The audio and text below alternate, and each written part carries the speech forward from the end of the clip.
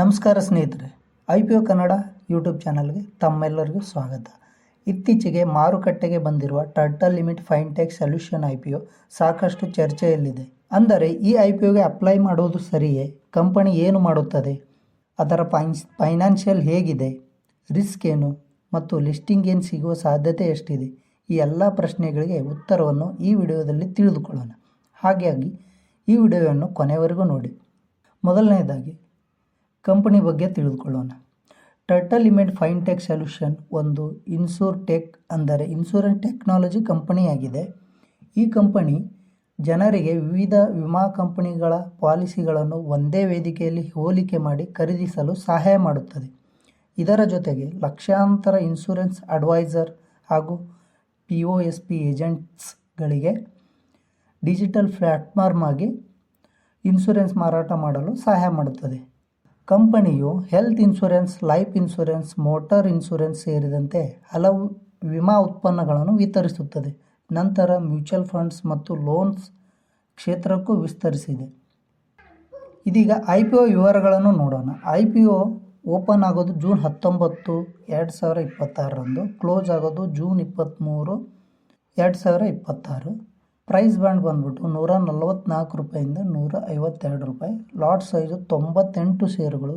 ಕನಿಷ್ಠ ಹೂಡಿಕೆ ಸುಮಾರು ₹14,896.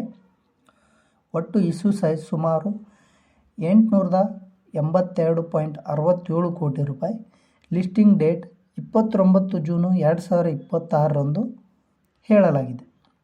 ಈ IPO ಪ್ರಮುಖ ಪ್ಲಸ್ ಪಾಯಿಂಟ್ಗಳು ಯಾವುವು ಎಂಬುದನ್ನು ತಿಳಿಯೋಣ. ಮೊದಲನೆಯದಾಗಿ, ಭಾರತದಲ್ಲಿ ಇನ್ಶೂರೆನ್ಸ್ ಪೆನೆಟ್ರೇಷನ್ ಇನ್ನೂ ಕಡಿಮೆ ಇದೆ. ಮುಂದಿನ ವರ್ಷಗಳಲ್ಲಿ ಈ ಕ್ಷೇತ್ರ ವೇಗವಾಗಿ ಬೆಳೆಯುವ ಸಾಧ್ಯತೆ ಇದೆ. ಎರಡನೆಯದಾಗಿ, ಟರ್ಟಲ್ ಲಿಮಿಟ್ ದೇಶದ ಪ್ರಮುಖ ಡಿಜಿಟಲ್ ಇನ್ಶೂರೆನ್ಸ್ ಡಿಸ್ಟ್ರಿಬ್ಯೂಷನ್ ಪ್ಲ್ಯಾಟ್ಫಾರ್ಮ್ಸ್ಗಳಲ್ಲಿ ಒಂದಾಗಿದೆ. ಮೂರನೆಯದಾಗಿ, ಕಂಪನಿ ಟೆಕ್ನಾಲಜಿ ಮೇಲೆ ಹೆಚ್ಚು ಹೂಡಿಕೆ ಮಾಡುತ್ತಿದೆ.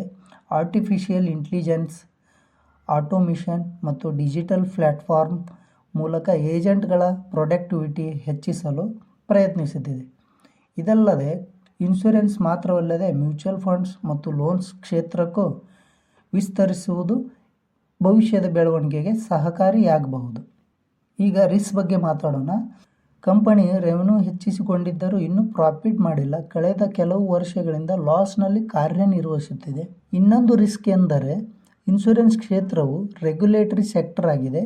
ಸರ್ಕಾರ ಅಥವಾ IRDAI ಕಮಿಷನ್ ನಿಯಮಗಳ ಬದಲಾವಣೆ ಮಾಡಿದರೆ ಕಂಪನಿಯ ಆದಾಯದ ಮೇಲೆ ಪರಿಣಾಮ ಬೀರಬಹುದು.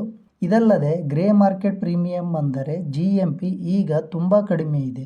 ಆದ್ದರಿಂದ ಲಿಸ್ಟಿಂಗ್ ಗೇನ್ ನಿರೀಕ್ಷೆ ಸೀಮಿತವಾಗಿದೆ. ಹಾಗಾದರೆ ಈ IPOಗೆ ಅಪ್ಲೈ ಮಾಡಬೇಕಾ? ನೀವು ಕೇವಲ ಲಿಸ್ಟಿಂಗ್ ಗೇನ್ಗಾಗಿ ಅಪ್ಲೈ ಮಾಡುತ್ತಿದ್ದರೆ ಈ IPO ಅಷ್ಟೊಂದು ಆಕರ್ಷಕವಾಗಿ ಕಾಣುತ್ತಿಲ್ಲ.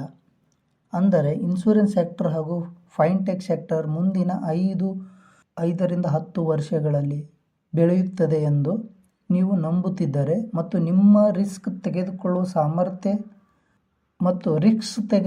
ಸಾಮರ್ಥ್ಯ ಇದ್ದರೆ ಲಾಂಗ್ ಟರ್ಮ್ ದೃಷ್ಟಿಯಿಂದ ಪರಿಗಣಿಸಬಹುದು. ಆದರೆ ಹೂಡಿಕೆ ಮಾಡುವ ಮೊದಲು ನಿಮ್ಮ ಫೈನಾನ್ಷಿಯಲ್ ಅಡ್ವೈಸರ್ ಸಲಹೆ ಪಡೆಯುವುದು ಉತ್ತಮ.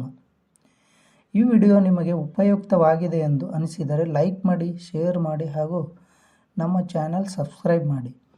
IPO, stock market, mutual funds, business ಸಂಬಂಧಿತ ಮಾಹಿತಿಯನ್ನು ಕನ್ನಡದಲ್ಲಿ ಪಡೆಯಲು ನಮ್ಮೊಂದಿಗೆ ಇರಿ. ಧನ್ಯವಾದಗಳು. ಮತ್ತೆ ಮುಂದಿನ ವಿಡಿಯೋದಲ್ಲಿ ಸಿಗೋಣ.